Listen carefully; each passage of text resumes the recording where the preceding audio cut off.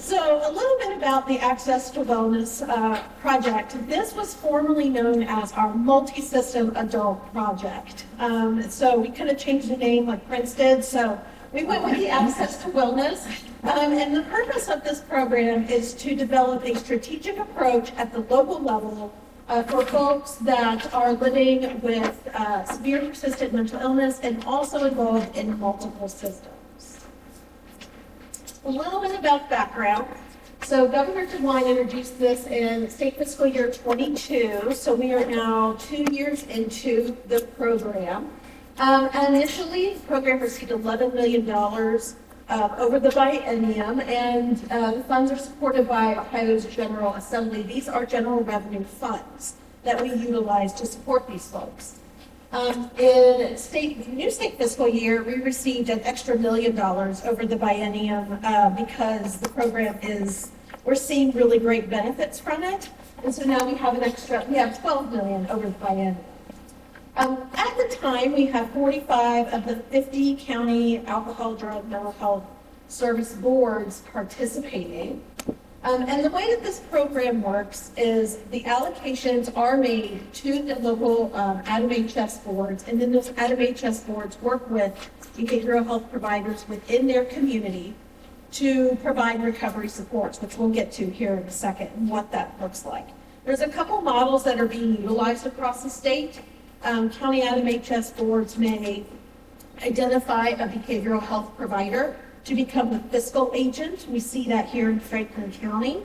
Or the ADAM-HS board remains the fiscal agent and then reimburses behavioral health providers through the allocation. This is my attempt at a map.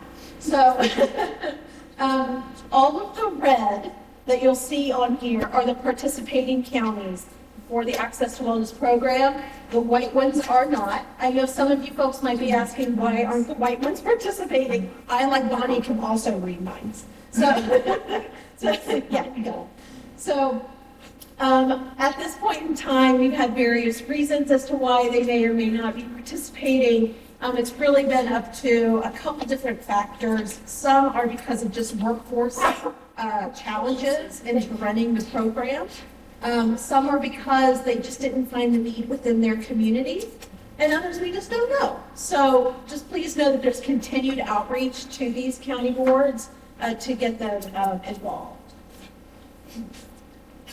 So earlier this year, we developed a website for this program in hopes that it'll help educate the community, providers, and boards a little bit more.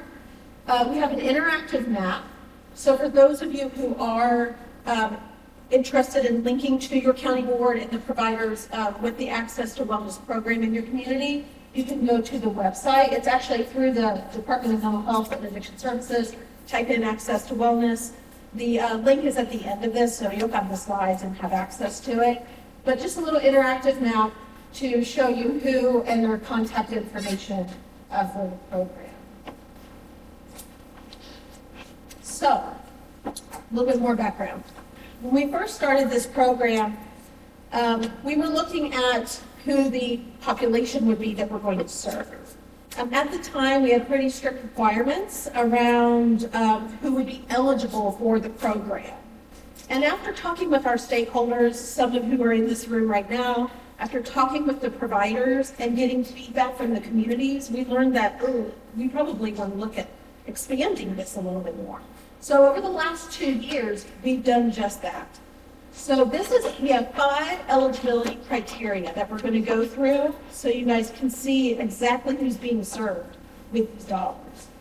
So 2 or more inpatient psychiatric hospitalizations within the past 12 months and touched by 1 or more of the following systems. So let's start today, September 20th. You would go back to September 20th of 22. And you would need 2 inpatient psychiatric hospitalizations, not ER visits, but inpatient psych. And then we do the 5 systems. They can be involved in 1 or more of these: aging, criminal justice, developmental disabilities, homelessness, and veterans. Criteria number 2. We started finding out that access to inpatient psychiatric facilities isn't always doable, especially in more rural communities. And where there's more private psychiatric hospitals, sometimes that doesn't always work out in the individual's favor. So we needed to look at how do we incorporate crisis stabilization units into this? Because a lot of our folks are ending up in a crisis stabilization unit, either in lieu of inpatient psychiatric hospitalization or in lieu of incarceration too. So we're trying to find stabilization for them. So we added that as well. So 2 or more, just like the inpatient psychiatric hospitalization, over the last 12 months, and then touched by 1 or more of the following systems. Just a real quick thing here before I move on. Some of these are on a spectrum, right? Some of these system involvement are on a spectrum. Some are fairly black and white. So aging, over 65, clear cut. Criminal justice, clear cut. But when we get to homelessness, we're talking about folks that are couch surfing, that are all the way to living on the street, in a shelter, and so forth. So it can look very different for some folks. In some situations, we've even considered threat of eviction. So for folks who have been threatened with eviction, there's been some cases where we've had hoarding situations, and eviction has been threatened, so we've needed to do some remediation with the landlord to make sure they stay housed. And then veterans, of course. Number 3, we wanted to blend up, because we know that sometimes some folks only have 1 inpatient psychiatric hospitalization and then they have 1 CSU stay. So instead of saying, well, you have to be so severe to have one or the other, we're going to blend the 2. So they can have 1 in each and then involvement with the systems. So over the last year, a lot of conversations have happened around Senate Bill 2 and outpatient competency restoration programs across the state. Something that we started to see as a benefit to folks that are being served through this program is if courts know that an individual is involved with this program and getting the supports they need for successful community living and tenure, maybe they can get into an outpatient community treatment program, restoration program, and avoid that inpatient psychiatric hospitalization. So what we've been able to do is provide recovery supports to these folks who are actively involved in an outpatient competency restoration program within their community. And so they can stay within their community, recover in their community, and have tenure. Hospitalizations, CSU stays, and all that system involvement has been waived for this one. We already know that they have a mental illness, severe or persistent mental illness, and they're already involved with the criminal justice system. Put it together, and that's an eligibility criteria. So they do have to have a significant mental health diagnosis by a licensed professional. And again, with our jail population.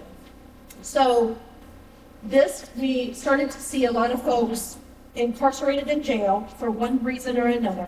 And we also know everybody in this room is quite well aware of the criminalization of mental illness, right?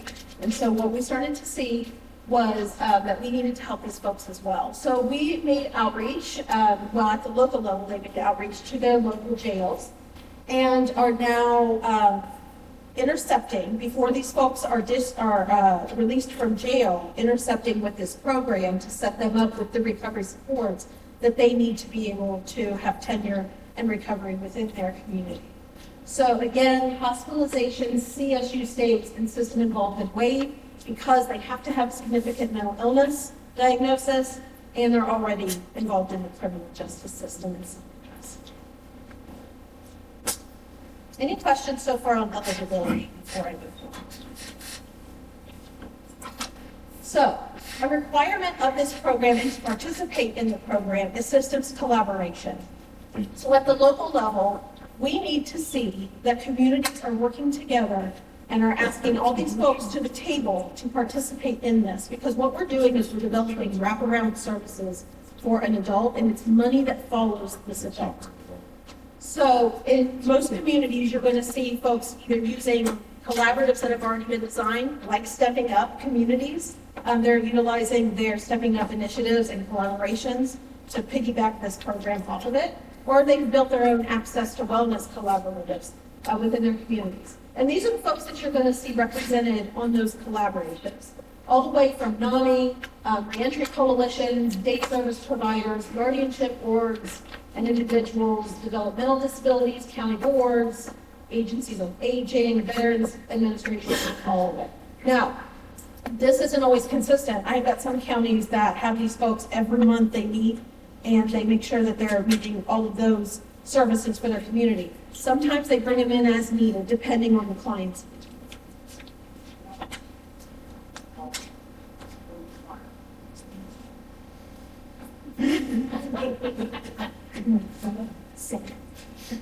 recovery supports. So the purpose of this is to provide these wraparound services in the form of recovery supports to these folks. And so recovery supports, the way we have defined it, is assistance intended to help an individual initiate and sustain that recovery within their community. So we do this on an individual basis. I shouldn't say we, our behavioral health providers and the county boards do this on an individual basis based on clinical judgment and client need.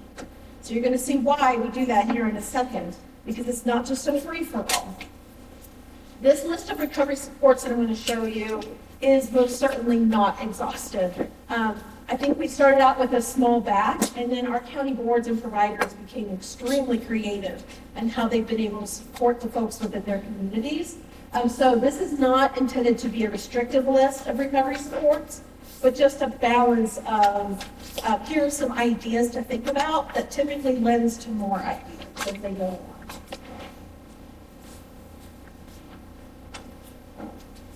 And technology. Okay. So we do have a per client cost that renews at the beginning of every new fiscal year. So we have it limited to $8,000 per person. Now, a lot of folks might not use all $8,000. There's some folks that need to go over that $8,000. And so there's some flexibility there at the provider and board level to determine how they're going to manage their allocation with the folks that they serve in their community.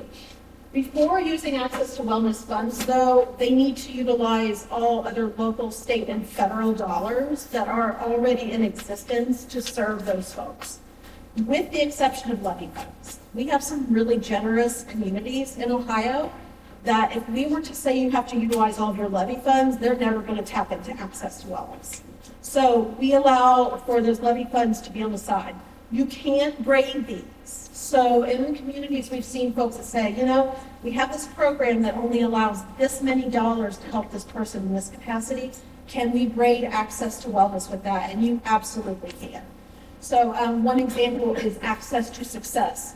It is a program for folks that are coming out of one of our regional psychiatric hospitals and back into the community. So we can braid those two together. So when Access to Success dollars are spent, we can come in with access to wellness. It's a lot of access, right?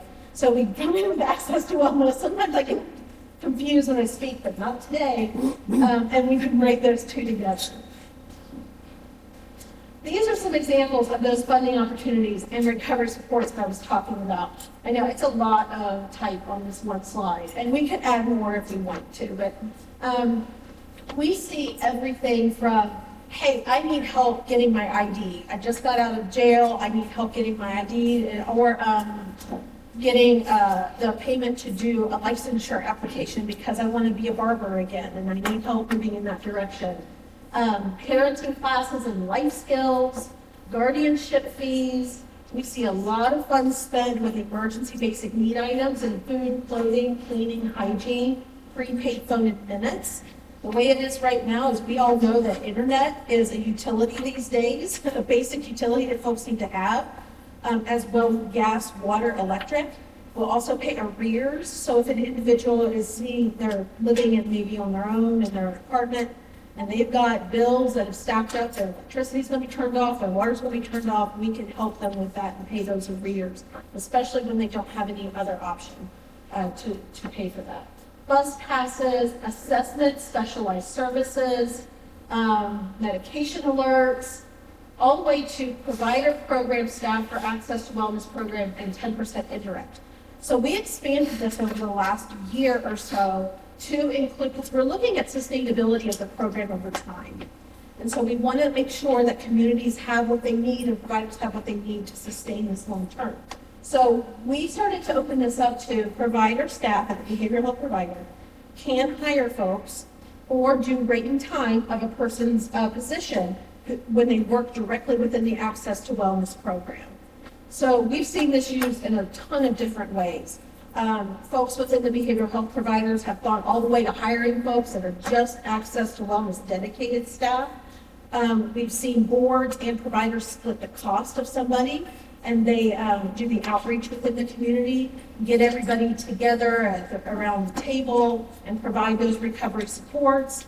Maybe this individual is paid half by the hospital, half by Access to Wellness funds to do that linkage for folks who are in the ER. We've seen that recently in Franklin County, which I think is quite innovative. And then the 10% indirect, this is a heavy lift, I'm not gonna lie. So this is a bit of a heavy lift administratively, so what we wanted to do was support those folks on the back end that are doing all the processing of those reports, all the processing of those checks and the money and moving it around and make sure that folks get what they need. So now we provide that 10% indirect to those providers so they can help support their staff in this program.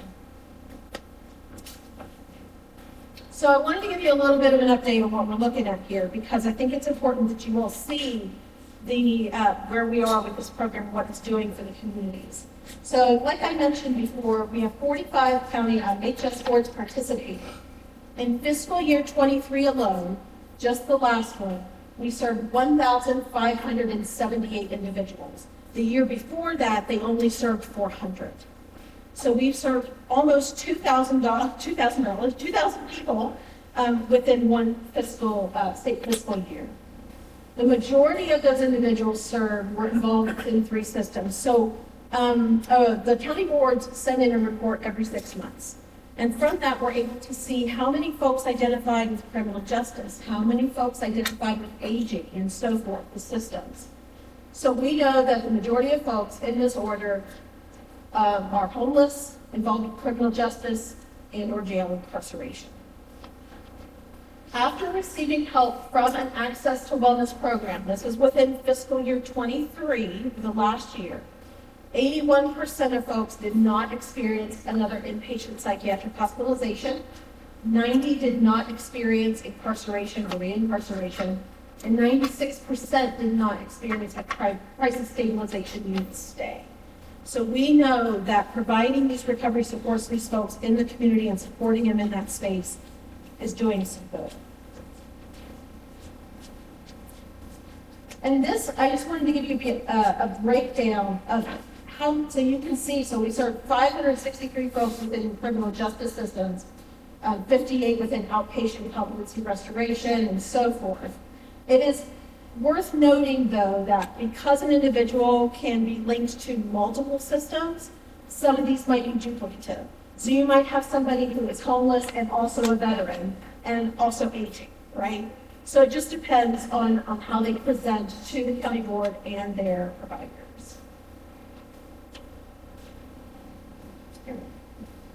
Over the last year, we spent about $3.1 million on recovery supports for these folks in various capacities. And the majority of funding was utilized for these top 3: housing, and we'll break that down a little bit more on what that means.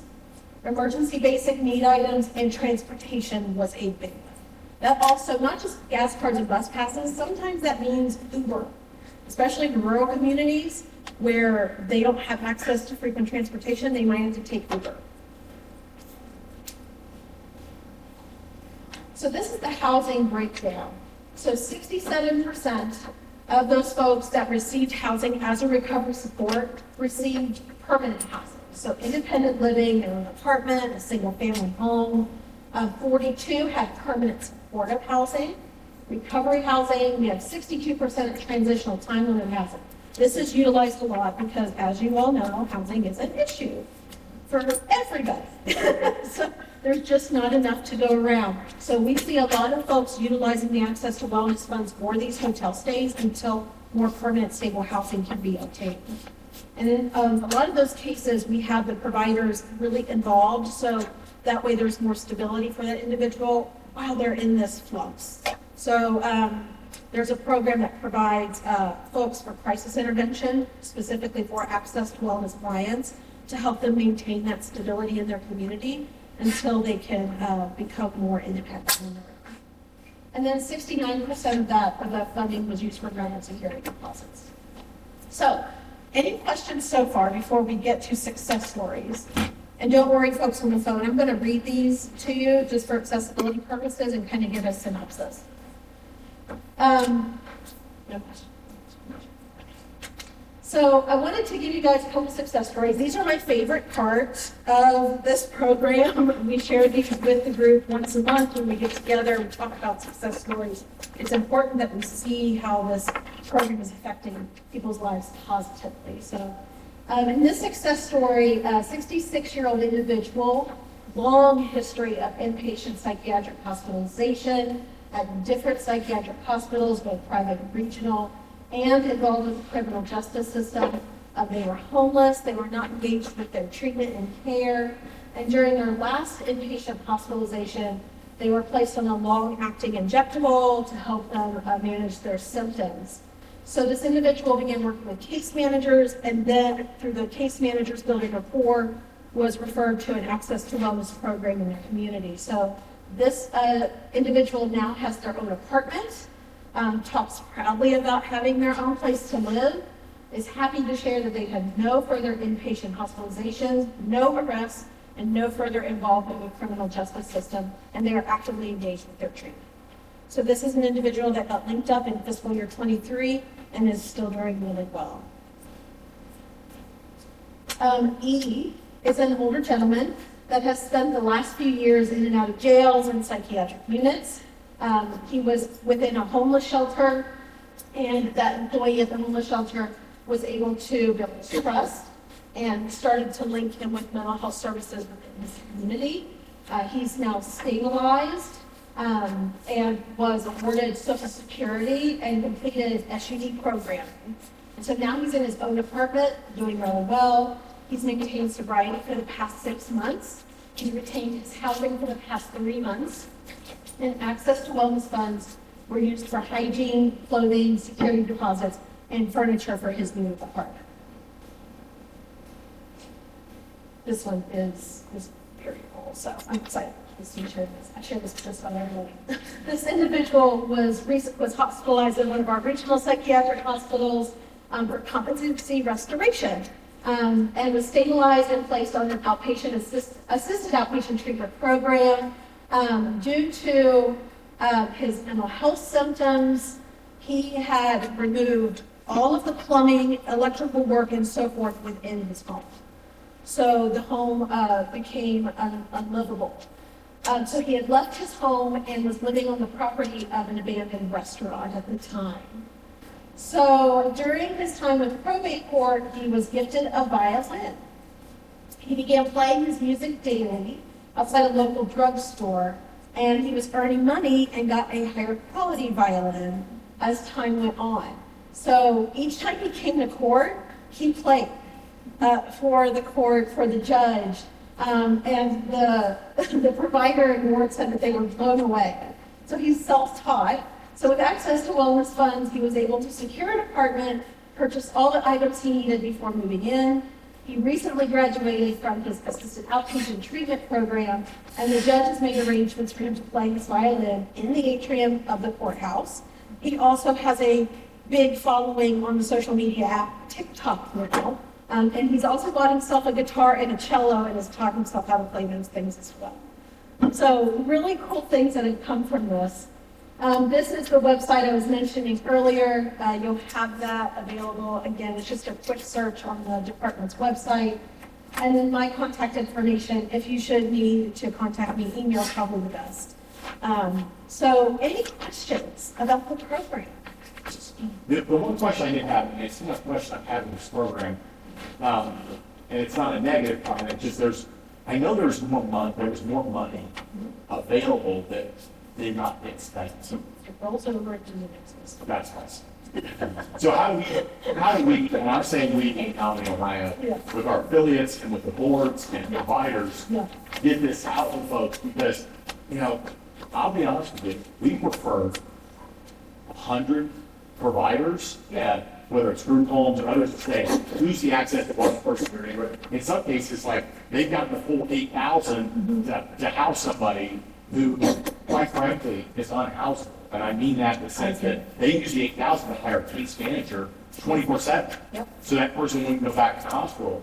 It's a heck of a lot cheaper. Yep. And again, I know we get more love from the sheriffs around the state will use this money to keep people from coming back. And their numbers prove it. I know Justice Stratton's always, she's your player.